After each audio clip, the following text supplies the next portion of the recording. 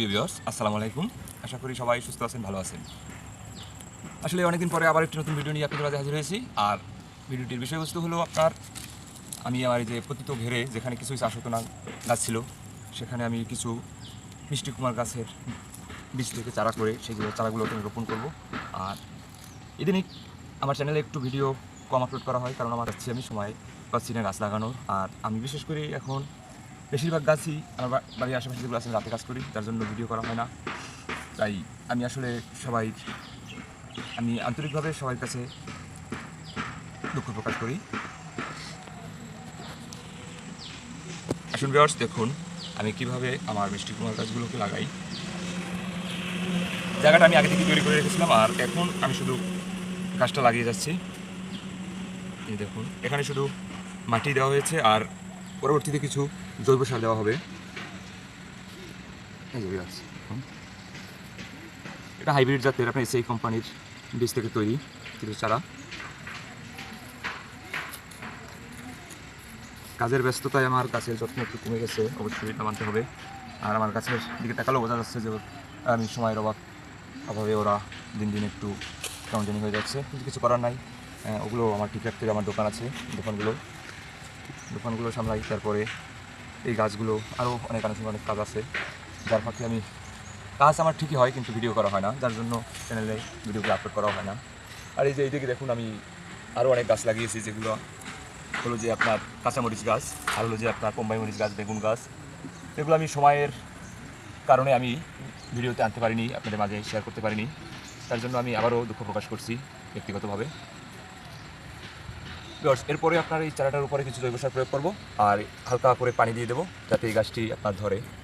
এরকম আমার অনেক গাছ আছে যেগুলো আমি এখন লাগাবো আর আপনাদের মাঝে শেয়ার করবো। আশা করি ভিডিওটা না টেনে আপনারা সম্পূর্ণ ভিডিও দেখবেন, আর আশা করি উপকৃতই হবেন।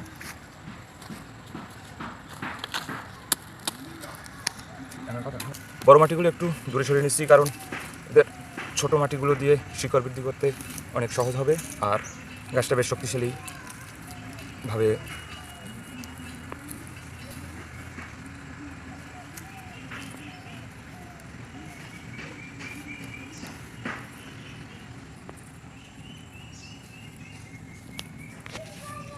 আমি প্রতিটা যাকে 2টি করে 3টি করে চারা দিচ্ছি। এখানে বেশ মাটি আছে। আমি এখন বেশিরভাগই ছাদ বাগান থেকে ফিরে এসেছি, কারণ হলো ছাদ বাগানের মাটি একটি বিশেষ ঘাটতি পড়ে, কারণ মাটি তুলতে অনেক কষ্ট হয় আর মাটি পাওয়াও যায় না। তার জন্য আমি এই মাটির জায়গাগুলো খুঁজতেছি, আর যেখানেই দেখছি যে একটু ফাঁকা জায়গা, রোদ বৃষ্টি অথবা আপনার সকল সুযোগ সুবিধা পাওয়া যাবে গাছের জন্য, সেখানেই আমি কিছু না কিছু লাগিয়ে দিচ্ছি।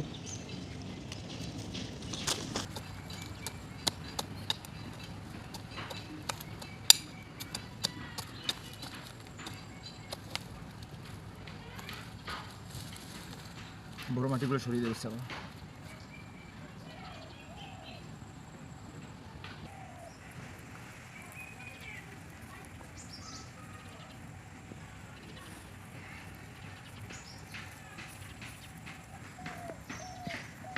প্রিয় ভিউয়ার্স, আমার যে কুমার গাছগুলো এনেছিলাম সেগুলো আমি লাগানো শেষ করেছি, আর আমাদের স্থানীয় বাজার থেকে কিছু ভুট্টা গাছ কিনেছিলাম। আসলে ভুট্টা গাছগুলো যখন কিনেছিলাম তখন অনেক সুন্দর ছিল, আমি সময়ের অভাবে লাগাতে পারিনি, যার জন্য একটু শুকিয়ে গেছে। তারপরেও অনেক পানি টেনে দিয়ে রেখেছিলাম। আর এখন যেহেতু একটু হাতে সময় আছে, চারাগুলো দেখি কোথায় কোন জায়গায় লাগানো যায়। আসলে আমি এই গাছগুলোর জন্য আলাদা করে কোনো জায়গা তৈরি করিনি, আসলে এটা আমি প্র্যাকটিসমূলক লাগাচ্ছি, এটা কোনো বাণিজ্যিকভাবে লাগানো না আমার। আর আমি এমনি এবছর মূলত প্র্যাকটিস করতেছি সব কিছু নিয়ে। আমার সামনের বছর থেকে আমার মূল পরিকল্পনা শুরু হবে, বাণিজ্যিকভাবে সকল কিছু চাষ করব, বা আপনার হাঁস পালন বলেন, যা কিছুই বলেন। আমার চ্যানেলটিতে যে প্রাসঙ্গিক ভিডিও আপনারা দেখছেন, এই সম্পর্কে আরও আমি বাণিজ্যিকভাবে সফলভাবে যাতে আগাতে পারি, আপনারা আমার সাথে থাকবেন। আর আমার চ্যানেলের যারা সাবস্ক্রাইব হননি এখনও, তারা অবশ্যই সাবস্ক্রাইব করে বেল আইকনে টিপ দিয়ে রাখবেন।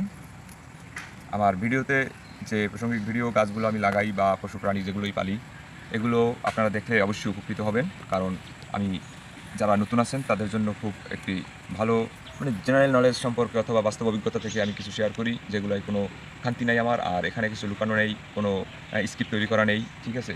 যা দেখছেন সবই বাস্তবতার সাথে তাল মিলিয়ে আর কি করা হচ্ছে। তাই আজকে আর ভিডিও বাড়াবো না, আমি এই গাছগুলো কোথায় লাগাই সেটা আমি দেখাই দেবো। আর আজকের এই ভিডিওটি এই পর্যন্তই। আমি আপনাদের মাঝ থেকে বিদায় নিচ্ছি। তাই সবাই সুস্থ থাকবেন, ভালো থাকবেন। আল্লাহ হাফেজ।